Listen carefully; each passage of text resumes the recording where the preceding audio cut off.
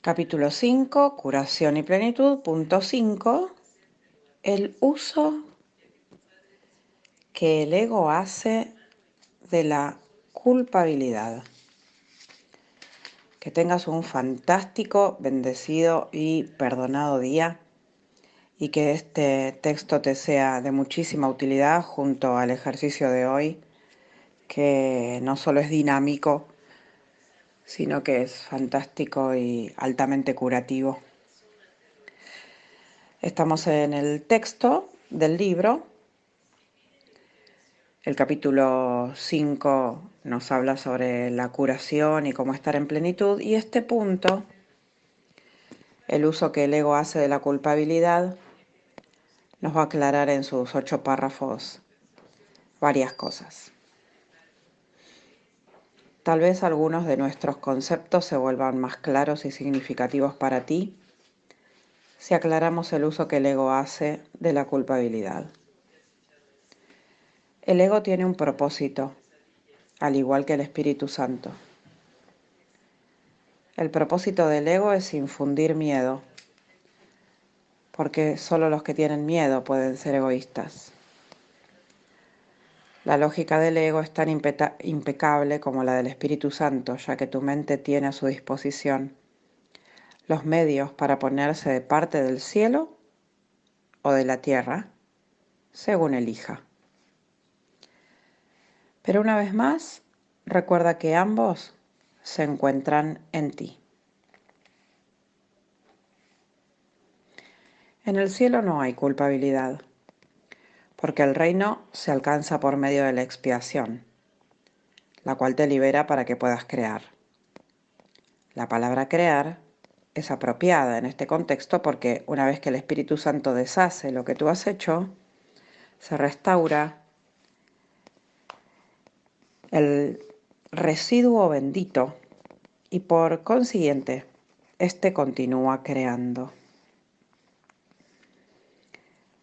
La palabra crear es apropiada en este contexto porque una vez que el Espíritu Santo deshace lo que tú has hecho, se restaura el residuo bendito y por consiguiente, éste continúa creando.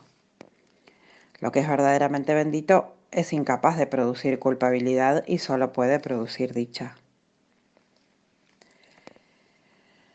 Esto hace que sea invulnerable al ego porque su paz es inexpugnable. Lo verdaderamente bendito no es susceptible de ser alterado debido a la plenitud de la que goza.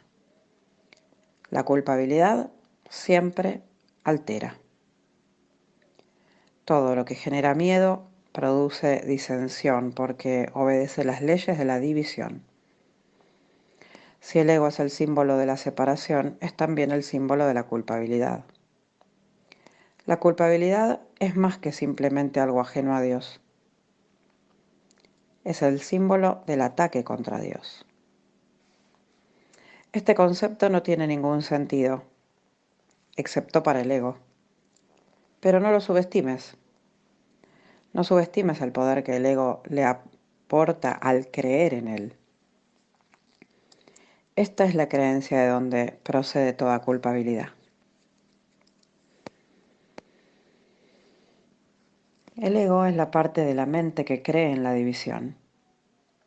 ¿Cómo iba a poder una parte de Dios separarse de él sin creer que lo está atacando? Hablamos anteriormente del problema de la autoridad y dijimos que se basa en el concepto de que es posible usurpar el poder de Dios. El ego cree que eso es lo que tú hiciste, porque cree que tú eres él. Si te identificas con el ego, no podrás sino percibirte a ti mismo como culpable. Siempre que le hagas caso al ego, experimentarás culpabilidad y temerás ser castigado. El ego literalmente es un pensamiento atemorizante. Por muy ridícula que sea para una mente sana la idea de atacar a Dios, nunca olvides que el ego es demente. Representa un sistema de conceptos ilusorios y habla en su nombre. Hacerle caso a la voz del ego significa que crees que es posible atacar a Dios y que has arrancado una parte de él y te has apoderado de ella. De ahí procede el miedo a las represalias externas, ya que el sentimiento de culpabilidad es tan intenso que tiene que ser proyectado.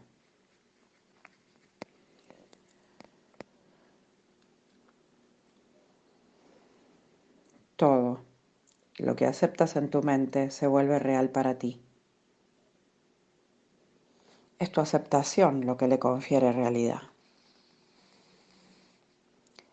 El permitirle la entrada al ego en tu mente y entronarlo allí es lo que lo convierte en tu realidad.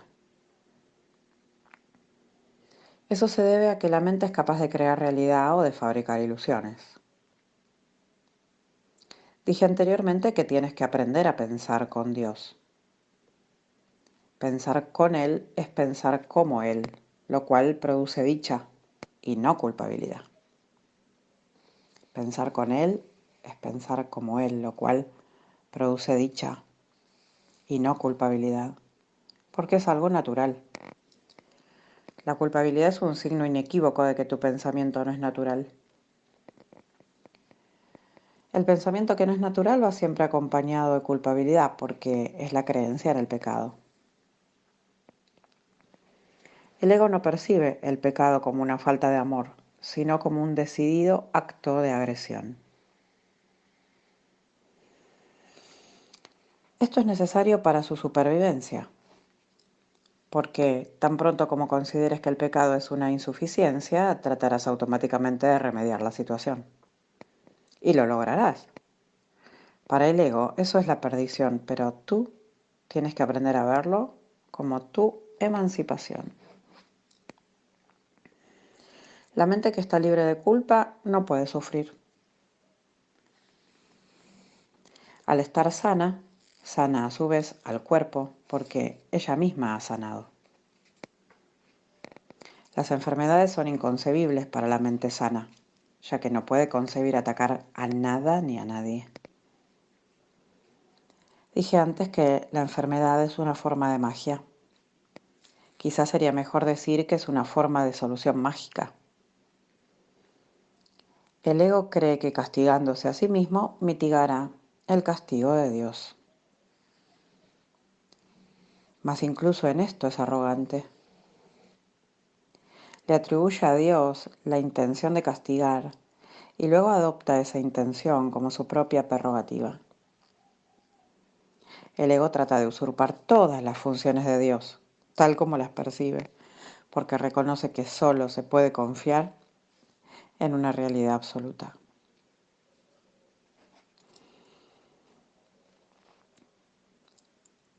El ego no puede oponerse a las leyes de Dios de la misma manera en que tú tampoco puedes hacerlo, pero puede interpretarlas de acuerdo con lo que desea, al igual que tú. Por eso es preciso que contestes la pregunta: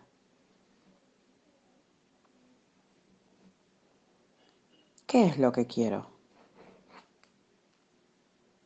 Por eso es preciso que contestes la pregunta: ¿qué es lo que quiero? La contestas cada minuto y cada segundo, y cada decisión que tomas es un juicio que no puede por menos que tener consecuencias.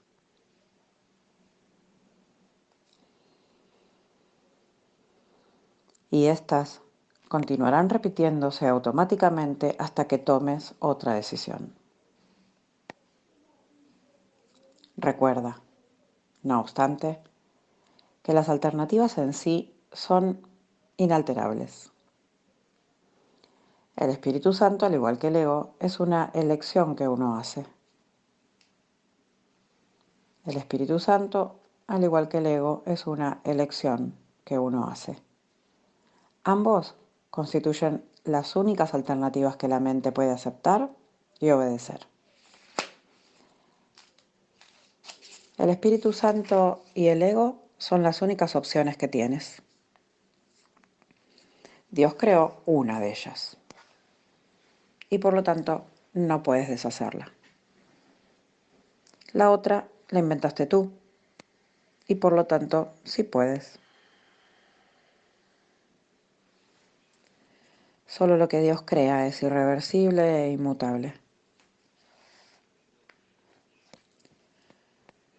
Lo que tú has fabricado siempre se puede cambiar, porque cuando no piensas como Dios, en realidad no estás pensando en absoluto. Las ideas ilusorias no son pensamientos reales, si bien puedes creer en ellas.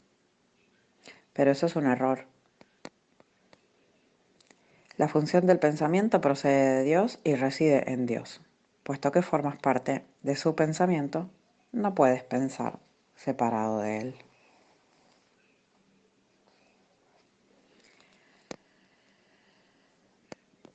El pensamiento irracional es pensamiento desordenado.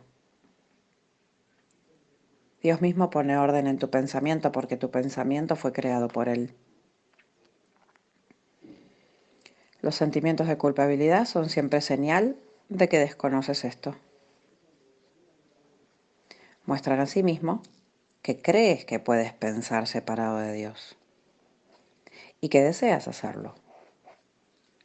Todo pensamiento desordenado va acompañado de culpabilidad desde su concepción y mantiene su continuidad gracias a ella. La culpabilidad es ineludible para aquellos que creen que son ellos los que ordenan sus propios pensamientos y que por lo tanto tienen que obedecer sus dictados. Eso les hace sentirse responsables de sus errores, sin darse cuenta de que al aceptar esta responsabilidad están reaccionando de manera irresponsable. Si la única responsabilidad del obrador de milagros es aceptar la expiación para sí mismo, y te aseguro yo que así es, la responsabilidad por lo que debe ser expiado no puede entonces recaer sobre ti. Este dilema no puede ser resuelto, excepto aceptando la solución del deshacimiento. Tú serías responsable de los efectos de tu manera equivocada de pensar si ésta no se pudiera deshacer. El propósito de la expiación es conservar del pasado únicamente aquello que ha sido purificado. El propósito de la expiación es conservar el pasado únicamente aquello que ha sido purificado. Por eso ayer al principio del texto leíamos en el punto 4, enseñanza y curación, el Espíritu Santo te ayudará a reinterpretar todo lo que percibes como temible y te enseñará que solo lo que es amoroso es cierto. Si aceptas el remedio para el pensamiento desordenado, remedio cuya eficacia es indudable, ¿cómo iban a seguir estando presentes sus síntomas?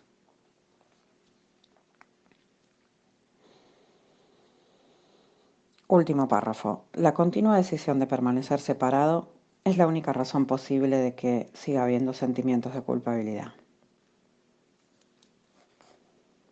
Hemos dicho esto antes, pero no subrayamos los resultados destructivos de tal decisión. Cualquier decisión de la mente afecta tanto al comportamiento como a la experiencia. Lo que tú deseas, esperas que tenga lugar. Esto no es algo ilusorio. Tu mente ciertamente forja tu futuro y se lo devolverá a la creación plena en cualquier momento si primero acepta la expiación. Retornará asimismo a la creación plena en el instante en que haya hecho esto. Al haber renunciado a su pensamiento desordenado, la correcta ordenación del pensamiento se hace evidente. Y si no sabes cómo poner en práctica todo este texto, aunque te encantaría que fuera verdad, durante el día de hoy, además de la lección 46, que es una joya, lo que puedes hacer es repetirte: acepto la expiación para mí mismo, abro mi corazón para recibir el milagro, estoy dispuesto a renunciar a mis creencias. Te mando un beso, que tengas un día fantástico.